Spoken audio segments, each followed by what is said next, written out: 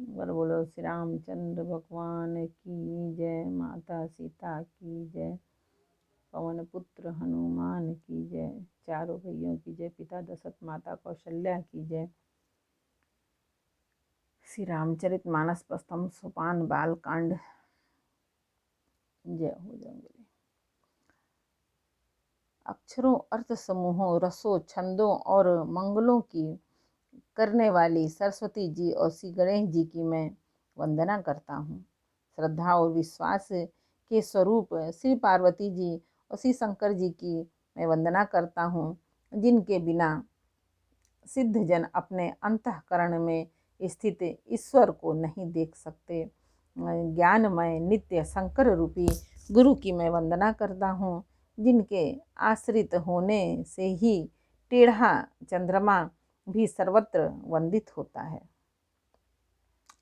श्री सीताराम जी के गुण समूह रूपी पवित्र वन में विहार करने वाले विशुद्ध विज्ञान संपन्न कवीश्वर श्री वाल्मीकि जी और कपीश्वर श्री हनुमान जी की मैं वंदना करता हूँ।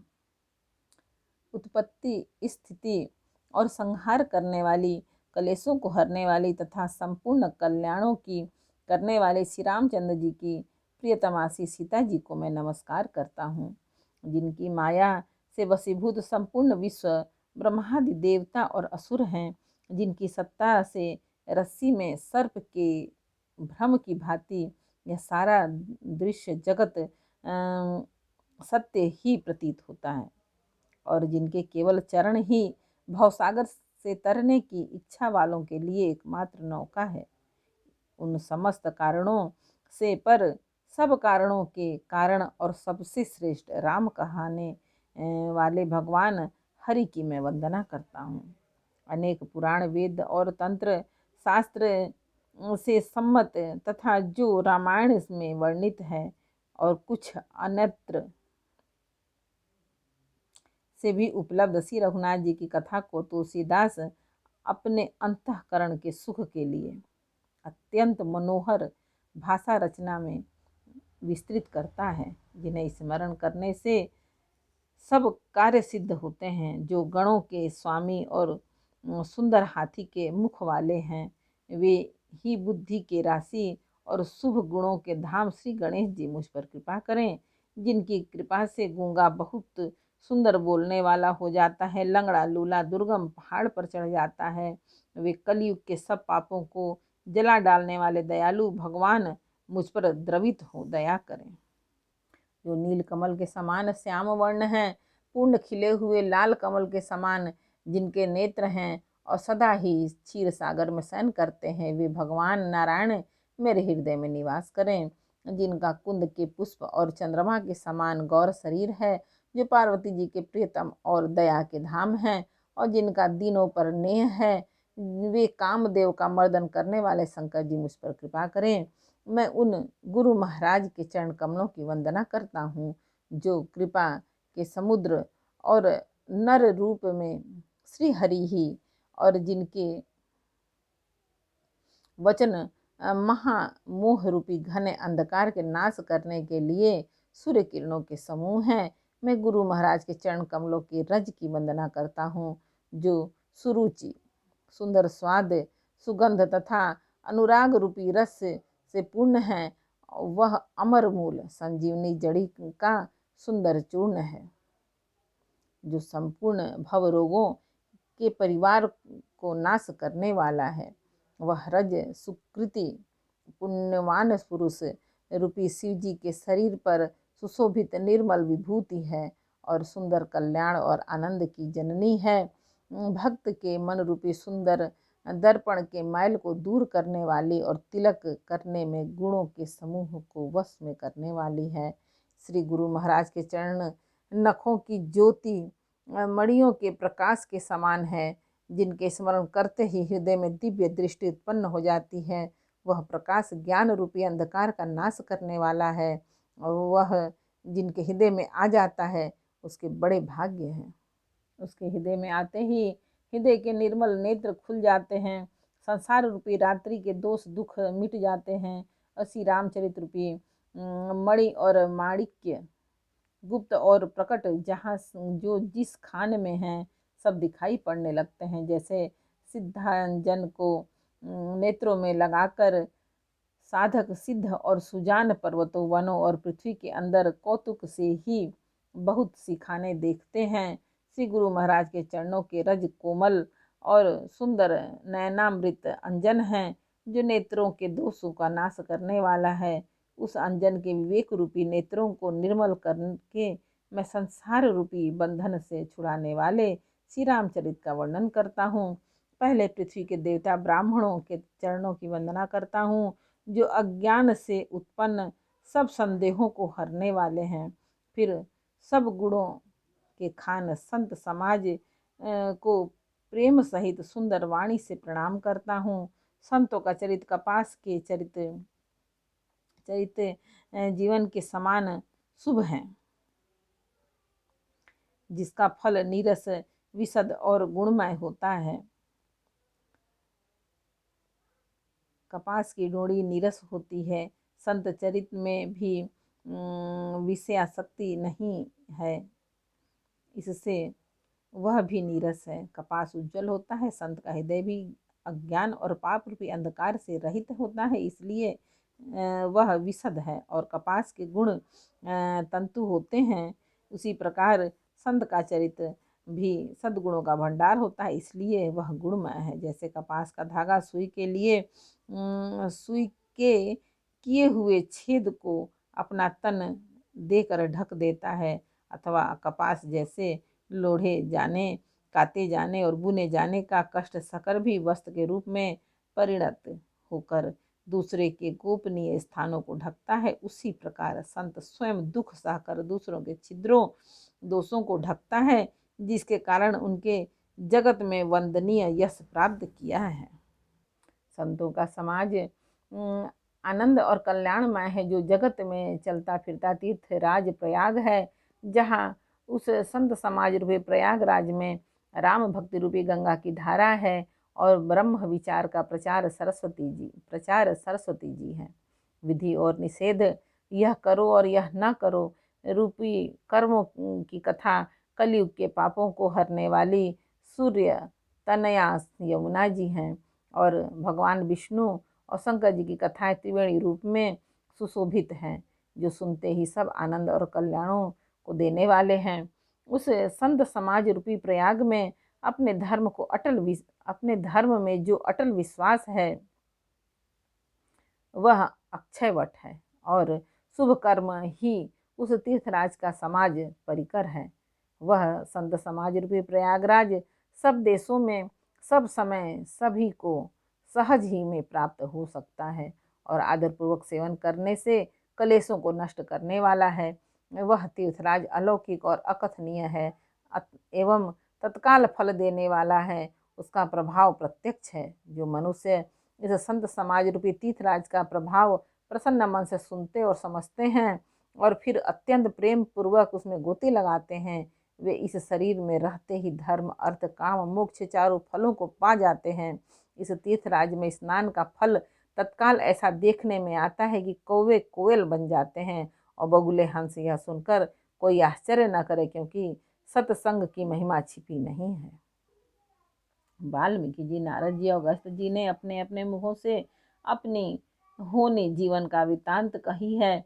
जल में रहने वाले, जमीन पर चलने वाले, आकाश में विचरने वाले नाना प्रकार के जड़ चेतन जितने जीव इस जगत में हैं, उनमें से जिसने जिस समय जहाँ कहीं भी जिस किसी यत्न से बुद्धि, कीर्ति, सदगति, विभूति, ऐश्वर्य और भलाई पाई है, सो सब सत्संग का ही प्रभाव समझना चाहिए। वेदों में और लोक में इनकी प्राप्ति का दूसरा कोई उपाय नहीं है। सत्संग के बिना विवेक नहीं होता, और श्री राम जी की कृपा के बिना वह सत्संग सहज में मिलता नहीं। सत्संगति आनंद और कल्याण की जड़ है। सत्संग की सिद्धि प्राप्ति ही फल है, और सब साधन तो फूल हैं। दुष्ट भी सत्संगति पाकर सुधर जाते हैं। जैसे पारस के स्पर्श से लोहा सुहावना हो जाता है, सुंदर सोना बन जाता है, किंतु देव योग से यदि कभी सज्जन कुसंगति में पड़ जाते हैं तो वे वहाँ भी सांपों की मणि के समान अपने गुणों का ही अनुसरण करते हैं। अर्थात जिस प्रकार सर्प का संसर्ग पाकर भी मणि उसके विष को ग्रहण नहीं करती तथा अपने सहज गुण प्रकाश को नहीं छोड़ती, उसी प्रकार साधु पुरुष दुष्ट के संग में रहकर भी दूसरों को प्रकाश ही देते हैं। दुष्टों का उन पर कोई प्रभाव नहीं पड़ता। ब्रह्मा विष्णु शिव कवि और पंडितों की वाणी से संत महिमा का वर्णन करने में सकुचाती है, वह मुझसे किस प्रकार नहीं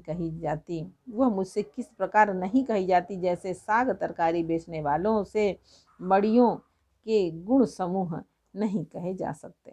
मैं संतों को प्रणाम करता हूँ जिनके चित्त में समता है, जिनका न कोई मित्र है न शत्रु। जैसे अंजलि में रखे हुए सुंदर फूल, जिस हाथ से फूलों को तोड़ा जिसने उनको रखा, उन दोनों ही हाथों को समान रूप से सुगंधित करते हैं, वैसे ही संत शत्रु मित्र दोनों को ही समान रूप से कल्याण करते हैं। संत सरल हृदय और जगत के हितकारी होते हैं। उनमें उनके ऐसे स्वभाव और स्नेह को जानकर मैं विनय करता हूँ। मेरे इस बाल विनय को सुनकर कृपा करके श्री राम जी के चरणों में मुझे प्रीति दें। अब मैं सच्चे भाव से दुष्टों को प्रणाम करता हूँ, जो बिना ही प्रयोजन अपना हित करने वालों के भी प्रतिकूल आचरण करते हैं। दूसरों के हित की हानि ही जिनकी दृष्टि में लाभ है, जिनको दूसरों के उजाड़ने में हर्ष और बसने में विषाद होता है, जो हरि और हर के यश रूपी पूर्णिमा के चंद्रमा के लिए राहु के समान, अर्थात जहाँ कहीं भगवान विष्णु और शंकर के यश का वर्णन होता है उसी में बाधा देते हैं, और दूसरों की बुराई करने में सहस्त्र बाहों के समान वीर हैं, और दूसरों के दोषों को हजार आंखों से देखते हैं, और दूसरों के हित रूपी घी के लिए जिनका मन मक्खी के समान है, अर्थात जिस प्रकार मक्खी घी में गिरकर उसे खराब कर देती है और स्वयं भी मर जाती है, उसी प्रकार दुष्ट लोग दूसरों के बने बनाए काम को अपने हानि करके भी बिगाड़ देते हैं। जो तेज दूसरों को जलाने वाले ताप में अग्नि और क्रोध में यमराज के समान है। पाप और अवगुण रूपी धन में कुबेर के समान धनी है, जिनकी बढ़ती सभी के हित का नाश करने के लिए केतु पुच्छलतारे के समान है, और जिनके कुंभकर्ण की तरह सोते रहने में ही भलाई है। जैसे ओले खेती का नाश करके आप ही गल जाते हैं, वैसे ही दूसरों का काम बिगाड़ने के लिए अपना शरीर तक छोड़ देते हैं। मैं दुष्टों को हजार मुख वाले शेष जी के समान समझकर प्रणाम करता हूँ, जो पराये दोषों का हजार मुखों से बड़े रोष के साथ वर्णन करते हैं। पुनः उनको राजा पृथु, जिन्होंने भगवान का यश सुनने के लिए 10,000 कान मांगे थे, के समान जान कर प्रणाम करता हूँ, जो 10,000 कानों से दूसरों के पापों को सुनते हैं, फिर इंद्र के समान मानकर उनकी विनय करता हूँ। जिनको सुरा मदिरा नीकी और हितकारी मालूम हो देती है, इंद्र के लिए भी सुरा नीक अर्थात देवताओं की सेना हितकारी है। जिनको कठोर वचन रूपी वज्र सदा प्यारा लगता है, जो हजार आंखों से दूसरों के दोषों को देखते हैं। दुष्टों की यह रीति है कि वे उदासीन शत्रु और मित्र किसी का भी हित सुनकर जलते हैं। यह जानकर दोनों हाथ जोड़कर यह जन प्रेम पूर्वक उनसे विनय करता है। मैंने अपनी ओर से विनती की है, परंतु वे अपनी ओर से कभी नहीं चूकेंगे। कौओं को बड़े प्रेम से पालिए, परंतु वे क्या कभी मांस के त्यागी हो सकते हैं। अब मैं संत और असंत दोनों के चरणों की वंदना करता हूँ। दोनों ही दुख देने वाले हैं, परंतु उनमें कुछ अंतर कहा गया है।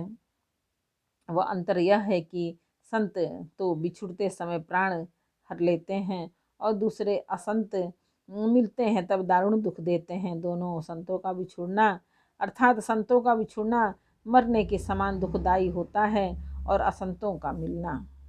दोनों संत और असंत जगत में एक साथ पैदा होते हैं, पर एक साथ पैदा होने वाले कमल और जोग की तरह उनके गुण अलग अलग होते हैं। कमल दर्शन और स्पर्श से सुख देता है, किंतु जोग शरीर का स्पर्श पाते ही रक्त चूसने लगती है। साधु अमृत के समान मृत्यु रूपी संसार से उबारने वाला, और असाधु मदिरा के समान मोह, प्रसाद और जड़ता उत्पन्न करने वाला है। दोनों को उत्पन्न करने वाला जगत रूपी अगाध समुद्र एक ही है। शास्त्रों में समुद्र मंथन में से ही अमृत और मदिरा दोनों की उत्पत्ति बताई गई है। भले और बुरे अपनी अपनी करनी के अनुसार सुंदर यश और अपयश की संपत्ति पाते हैं। अमृत चंद्रमा, गंगा जी और साधु एवं विष अग्नि कलयुग के पापों की नदी अर्थात कर्मनाशा और हिंसा करने वाला व्याध जिन उनके इनके गुण अवगुण सब कोई जानते हैं, किंतु जिसे जो भाता है उसे वही अच्छा लगता है। भला भलाई ही ग्रहण करता है और नीच नीचता को ही ग्रहण किए रहता है। अमृत की सराहना अमर करने में होती है और विष की मारने में। एक बार बोलो रामायण मैया की जय। बालकांड का 5 दोहा समर्पयामि भगवान। जय श्री राम। जानकी पवन पुत्र हनुमान बजरंगबली। जय भोलेनाथ। 5 दोहा का हिंदी रूपांतर समर्पयामि। जय श्री राम। जानकी जय हो पवन पुत्र।